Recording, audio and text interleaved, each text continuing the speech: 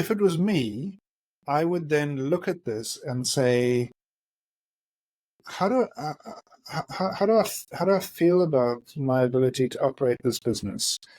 And I'm going to just take, purely by way of example, I'm going to say, I'm going to just click back on this quality maintenance and repairs thing, just because my cursor's hanging over it. And I might go down here and say, I want to add an insight to this. And my insight is going to be that I know nothing about bike repairs, right?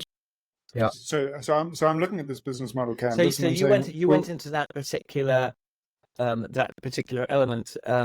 Was that from the value proposition? And was that no? That was on the process. So if I go back to if I go, so I could actually do it anywhere on any element on the business model canvas. I just happened to pick this one, quality maintenance and repairs, as one of the key activities. So you click on that. So I clicked on that. And you go, I don't know anything about it. You scroll down the screen, and it's come up with some drop down menu that gives you add actions to understand this process better. Yeah. And then it says also add people involved in this process, link goals to improve the process, add initiatives to improve or change, which is the bottom one, which is what you've just done. Was that initiatives or insights? No, so I added an insight. So my insight is I'm looking at this and I'm thinking, oh, problem here, I know nothing about bike repairs. Right. I could equally go here and say, well, what am I going to do? Well, I need to buy a book or go on a course or learn to do. So I'm saying here's something that I will need to do, right? So I can start attaching things to my and I can set a date. Right? I need to do that. I'm going to do that tomorrow. So again, you pull from that drop-down menu, that do next menu, an action. You filled it in. You've put a date in. Now, the AI will also work out dates from just text. So like by the end of the month or by the end of July or mid-month in the next 2 weeks, sort of thing, and put a date on it. Yeah, if I say that, I could say repair or practice repairing 5 of my friends' bikes by the end of the month. So no, it's picked a date a month away. Yeah. Okay. Right. Yeah. So it's an inferred date from that where it can. Now I can just go and edit that date if I want. If I say so, it's actually it's because this has been recorded at the end of July. It's looked at the end. It's saying, well, that's probably too tight. It will pay for the end of the following month. Yeah, which is quite brazy. Yes, exactly. That's what it's done. So it's doing its best to help you. But as I say, you always want to check it, and you say, does that seem reasonable? You just you go in and change it. It's really easy. Now, the reason I wanted to show you that, Barry, is because what we are trying to do now is we're trying to build up, if you like, a SWOT analysis. So if I go into the analysis section, I want to look at my insights. SWOT analysis, for those who aren't used to it, is an analysis that takes together strengths, weaknesses, opportunities, and threats. And much like the structure of the business model canvas, this has got a very clever structure, which I'm sure Chris will explain, and if he doesn't, I will, about some are internal processes, some are external, but I'll leave that to Chris. So you've now got into analysis, and it's come up with this as so analysis on the left, navigation bar, and it's come up with SWOT as the first thing, Chris. Is that correct? Yes, it's come up with SWOT as the first suggested thing. You'll see here there are a number of other frameworks that you can use for generating and processing insights as well. Some of which you mentioned earlier on the call, Barry. So it's got the PESTLE and the 5 forces, McKinsey 7S. Very ubiquitous business models that ordinarily you see on bits of paper in a book somewhere. I haven't seen anything that I can deal with digitally like this. And back to SWOT, Chris, over to you. Yeah, so SWOT is probably one of the oldest, most tried and tested frameworks in sort of strategy analysis realms. It's been around since the 1960s. And I think the reason why it's also probably one of the most criticized one. People love to hate on it, but I think that's just because it's been around and so successful for so long that people like to overcomplicate things. Its strength is what I like to call its elegant simplicity. So it basically is a way of categorizing insights. On the left, you've got things that are, all other things being equal, positive.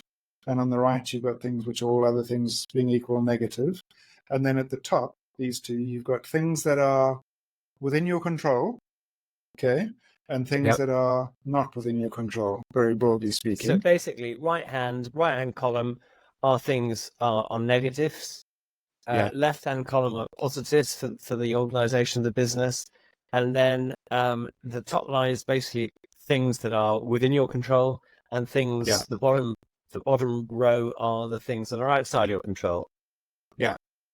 So just before we go into that in more detail, you'll see it's taken that insight that I had attached to my business model canvas and it's populated it on here. Now, the AI in this case is actually slightly, and again, I don't know what's going to happen, so I couldn't predict this. It's slightly miscategorized it, right? I would say that the fact that I know nothing about bike repairs is in fact not a strength, it's a weakness. But I can just drag it across there and move it into the right place, right? Okay. So the strengths would be, loosely speaking, what are all the things about me and what I've got that I think are likely to contribute to me having a successful bike shop?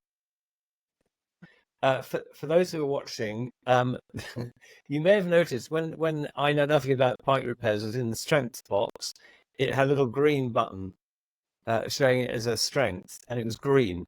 Chris dragged it across. I was watching it, and lo and behold, having dragged it into weakness, it flagged it up with a red button, which Chris can show you. It says still a red button. So it's also color categorizing whether something's strength or weakness, an opportunity or a threat, and you'll see those come in. Yeah, you'll see where those become important later, right? So I would look at what are all the reasons that would make my bike shop successful. So I might say I have strong relationships with all the major bike manufacturers. Let's say I used to be a bike wholesaler, so I've already got all of those manufacturers as my spell check coming in. So I might say that's a strength I've got. So I could go through and identify all the strengths, all the weaknesses, the things I'd be worried about. So I know nothing about, I know lots about bike manufacturers, but I don't know anything about bike repairs. So in the back of my head, I'm starting to think, well, I'm probably going to need to do something about this. Similarly, I can go through and create opportunities. These are things that I've got no control of, which might have a positive impact. So I might say, for example, the Paris Olympics. I think that Team GB is going to be they're going to perform particularly well in the Paris Olympics, and that's going to lead to a resurgence in cycling in the UK. And in fact, that literally did happen with the London Olympics. It went through the Surrey Hills, and that's why the Surrey Hills became a big cycling destination, and that's why I'm opening my store there in the first place, right? So I would be looking at all of these things. So I'd be looking at the opportunities and the threats. I can't think of a threat off the top of my head. We can come up with one later. But I'd be looking at the strengths and weaknesses and opportunities and threats. And if I'd gone through the whole of the business model canvas, instead of just that one element and thought about all the things I'm worried about or not across the whole business, I'd probably by now have quite a lot of strengths and weaknesses. Could be the prospect of another shop opening locally. Threat could be the prospect.